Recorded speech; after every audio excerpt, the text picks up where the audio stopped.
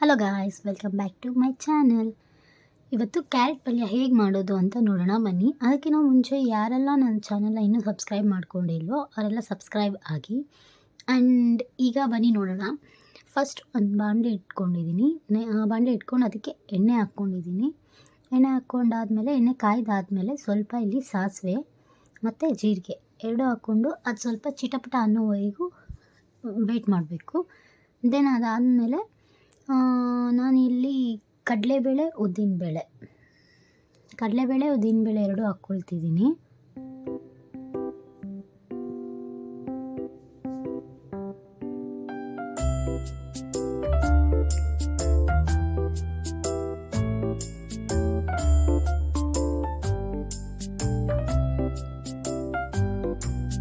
ಕಡಲೆಬೇಳೆ ಉದ್ದಿನಬೇಳೆ ಎರಡು ಹಾಕ್ಕೊಂಡು ಸ್ವಲ್ಪ ಕೆಂಪಗಾಗೋವರೆಗೂ ಹುರ್ಕೋಬೇಕು. ಜಾಸ್ತಿ ಕೆಂಪಗಾಗೋ ಮಾಡ್ಕೋಬೇಡಿ, ಸೀದಿಸ್ಕೋಬೇಡಿ.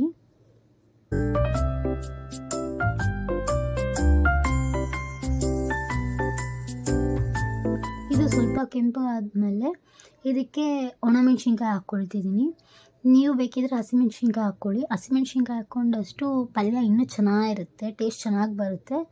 ನಾನು ಇಲ್ಲಿ ತಿನ್ನೋದಿಲ್ಲ, ಸೊ ಅದಕ್ಕೆ ಒಣಮೆಣ್ಸಿನ್ಕಾಯಿ ಹಾಕ್ಕೊಳ್ತಿದ್ದೀನಿ. ನೀವು ಹಸಿಮೆಣ್ಸಿನ್ಕಾಯಿ ಹಾಕ್ಕೊಳ್ಳಿ, ಟೇಸ್ಟ್ ತುಂಬ ಚೆನ್ನಾಗಿರುತ್ತೆ. ನಾನಿಲ್ಲಿ ಒಣಮೆಣ್ಸಿನ್ಕಾಯಿ ಹಾಕ್ಕೊಂಡಿದ ನಂತರ ಇಲ್ಲಿ ಈರುಳ್ಳಿ ಹಚ್ಕೊಂಡು ಈರುಳ್ಳಿ ಹಾಕ್ಕೊಳ್ತಿದ್ದೀನಿ. ಈರುಳ್ಳಿನ ಹಾಕ್ಕೊಂಡು ಮಿಕ್ಸ್ ಮಾಡ್ಕೋಬೇಕು ಚೆನ್ನಾಗಿ. ಅದು ಸ್ವಲ್ಪ ಕೆಂಪಗಾಗುವವರೆಗೂ ಫ್ರೈ ಮಾಡ್ಕೋಬೇಕು.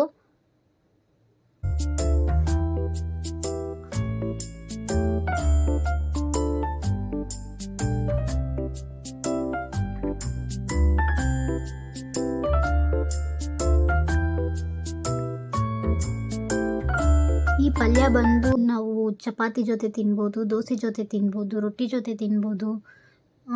ಚೆನ್ನಾಗಿರುತ್ತೆ, ಟೇಸ್ಟ್ ತುಂಬ ಚೆನ್ನಾಗಿರುತ್ತೆ. ಬೇಕಿದ್ರೆ ನಾನಿಲ್ಲಿ ತುರ್ದಿ ಕ್ಯಾರೆಟ್ನ ಹಾಕ್ಕೊಳ್ತಿದ್ದೀನಿ. ನೀವು ಬೇಕಿದ್ರೆ ಚಿಕ್ಕ ಚಿಕ್ಕ ಪೀಸಸ್ ಮಾಡಿ ಸಹ ಹಾಕ್ಕೊಳ್ಬೋದು. ಅಂದರೆ ಅದು ಸ್ವಲ್ಪ ಬೇಗ ಟೈಮ್ ತೊಗೊಳುತ್ತೆ ಅಂಥೇಳಿ ಈ ಥರ ಆದ್ರೇ ಇನ್ನೂ ಸ್ವಲ್ಪ ಟೇಸ್ಟ್ ಚೆನ್ನಾಗಿರುತ್ತೆ. ಚಪಾತಿ ಜೊತೆ ತುಂಬ ಚೆನ್ನಾಗಿರುತ್ತೆ. ಟ್ರೈ ಮಾಡಿ ನೋಡಿ ಒಂದ್ಸಲ, ಇಷ್ಟ ಆಗುತ್ತೆ ನಿಮಗೂ ಎಲ್ಲ. ನಾನಿಲ್ಲಿ ತುರಿದಿರೋ ಕ್ಯಾರೆಟ್ನ ಹಾಕ್ಕೊಳ್ತಿದ್ದೀನಿ. ಹಾಕ್ಕೊಂಡು ಚೆನ್ನಾಗಿ ಮಿಕ್ಸ್ ಮಾಡ್ಕೊಳ್ಬೇಕು.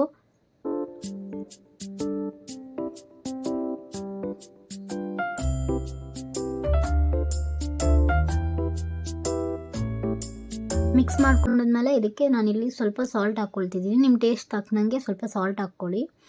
ಕರಿಬೇವು ಸಹ ಹಾಕ್ಕೋಬೋದು ಒಗ್ಗರಣೆಗೆ, ಕರಿಬೇವಿನ ಸೊಪ್ಪು. ನನ್ನ ಹತ್ರ ಇಲ್ಲ, ಸೊ ನಾನು ಅದಕ್ಕೆ ಹಾಕ್ಕೊಂಡಿಲ್ಲ. ಉಪ್ಪು ಹಾಕ್ಕೊಂಡು ಚೆನ್ನಾಗಿ ಮಿಕ್ಸ್ ಮಾಡಿಕೊಂಡು ಒಂದು 5 ಮಿನಿಟ್ಸ್ ಲೋ ಫ್ಲೇಮಲ್ಲಿಟ್ಟು ಸ್ವಲ್ಪ ಹೊತ್ತು ಬೇಯಕ್ಕೆ ಬಿಡಿ. ಹೈ ಫ್ಲೇಮಲ್ಲಿ ಇಡಬೇಡಿ, ಬಿಕಾಸ್ ಸೀದೋಗ್ಬಿಡುತ್ತೆ. ಲೋ ಫ್ಲೇಮಲ್ಲಿಟ್ಟು ಸ್ವಲ್ಪ ಹೊತ್ತು ಅದು ಬೇಯಲಿ.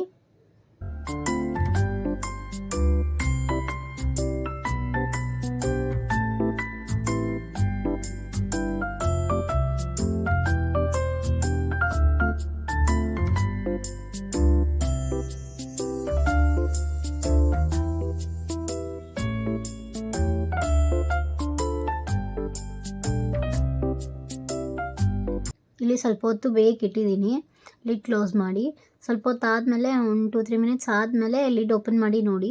ಸೊ ಆಗಿರುತ್ತೆ. ಸೊ ಅದಾಗಿರುತ್ತಲ್ಲ, ಸ್ವಲ್ಪ ಕ್ಲೀನಾಗಿ ಮಿಕ್ಸ್ ಮಾಡಿಬಿಟ್ಟು ಹಸಿ ಇದೆಲ್ಲ ಇದಾಗಿರುತ್ತೆ, ಹಸಿ ವಾಸನೆ ಎಲ್ಲ ಹೋಗಿರುತ್ತಲ್ಲ, ಅದಾಗೋವರೆಗೂ ಸ್ವಲ್ಪ ಬೇಯೋವರೆಗೂ ಇದ್ದು ಮಿಕ್ಸ್ ಮಾಡಿಬಿಟ್ಟು ಬೇಯೋವರೆಗೂ ಬೇಯಿಸ್ಬಿಟ್ಟು ಮಿಕ್ಸ್ ಮಾಡಿ. ಈಗ ನಾನಿಲ್ಲಿ ಸ್ವಲ್ಪ ಧನಿಯಾ ಪುಡಿ ಆ್ಯಡ್ ಮಾಡ್ಕೊಳ್ತೀನಿ. ಧನಿಯಾ ಪುಡಿ ಆ್ಯಂಡ್ ಇಲ್ಲಿ ಸ್ವಲ್ಪ ನಾನು ಚಿಕನ್ ಮಸಾಲ ಪೌಡರ್ ಹಾಕ್ತಿದ್ದೀನಿ. ಯಾರೆಲ್ಲ ನಾನ್ ವೆಜ್ ತಿನ್ನಲ್ಲ ಅವ್ರನ್ನ ಚಿಕನ್ ಮಸಾಲ ಹಾಕಲ್ಲ ಅಂದವರು ಬೇಕಿದ್ರೆ ಗರಂ ಮಸಾಲ ಹಾಕ್ಕೊಳ್ಳಿ. ಧನಿಯಾ ಪುಡಿ ಸ್ವಲ್ಪ, ಗರಂ ಮಸಾಲ ಪೌಡರ್ ಸ್ವಲ್ಪ ಹಾಕ್ಕೊಳ್ಳಿ. ಇಲ್ಲ ಧನಿಯಾ ಪುಡಿ ಸ್ಕಿಪ್ ಮಾಡಿ ಬರೀ ಗರಂ ಮಸಾಲ ಪೌಡರ್ ಮಾತ್ರ ಹಾಕ್ಕೊಳ್ಳಿ, ಚೆನ್ನಾಗಿರುತ್ತೆ. ಸ್ವಲ್ಪ ಮೆಣಸಿನ್ಕಾಯಿ ಜಾಸ್ತಿ ಹಾಕಿ, ಹಸಿಮೆಣ್ಸಿನ್ಕಾಯಿ ಅಥವಾ ಒಣಗಿರೋ ಮೆಣಸಿನ್ಕಾಯಿ, ಯಾಕಂದರೆ ಕ್ಯಾರೆಟ್ ಸ್ವೀಟ್ ಇರುತ್ತಲ್ವ, ಸೊ ಅದಕ್ಕೆ ಸ್ವಲ್ಪ ಖಾರ ಜಾಸ್ತಿ ಇದ್ದರೆ ಸ್ವಲ್ಪ ಟೇಸ್ಟ್ ಚೆನ್ನಾಗಿ ಬರುತ್ತೆ. ಆ್ಯಂಡ್ ನಾನಿಲ್ಲಿ ಪೌಡರ್ಸ್ ಹಾಕಿ ಚೆನ್ನಾಗಿ ಮಿಕ್ಸ್ ಮಾಡ್ಕೊಳ್ತಿದ್ದೀನಿ. ಮಿಕ್ಸ್ ಮಾಡಿಕೊಂಡು ಒಂದು ಸ್ವಲ್ಪ ಮಸಾಲೆ ಸ್ಮೆಲ್ಲೆಲ್ಲ ಇದು ಹೋಗೋವರೆಗೂ ಸ್ವಲ್ಪ ಹೊತ್ತು ಫ್ರೈ ಮಾಡ್ಕೊಳ್ಬೇಕು. ಅದು ಫ್ರೈ ಮಾಡ್ಕೊಂಡಿದ್ದ ನಂತರ ಇಲ್ಲಿ ಸ್ವಲ್ಪ ಕೊತ್ತಂಬರಿ ಸೊಪ್ಪು ಹಾಕ್ಕೊಳ್ಬೇಕು. ಕೊತ್ತಂಬರಿ ಸೊಪ್ಪು ಹಾಕ್ಕೊಂಡು ಚೆನ್ನಾಗಿ ಮಿಕ್ಸ್ ಮಾಡಿ ಒಂದು 2-3 ಮಿನಿಟ್ಸ್ ಅದನ್ನು ಬೇಯಕ್ಕೆ ಬಿಡಬೇಕು.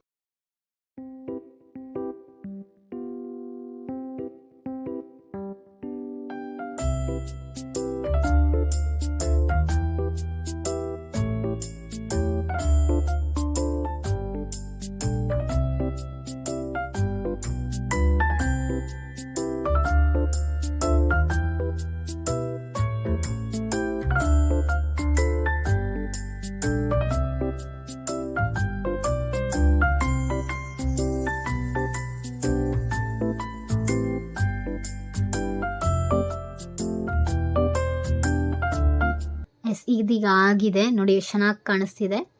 ಪಲ್ಯ is ready to eat.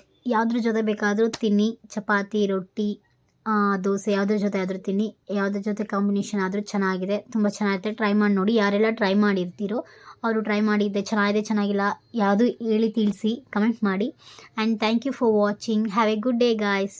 Bye.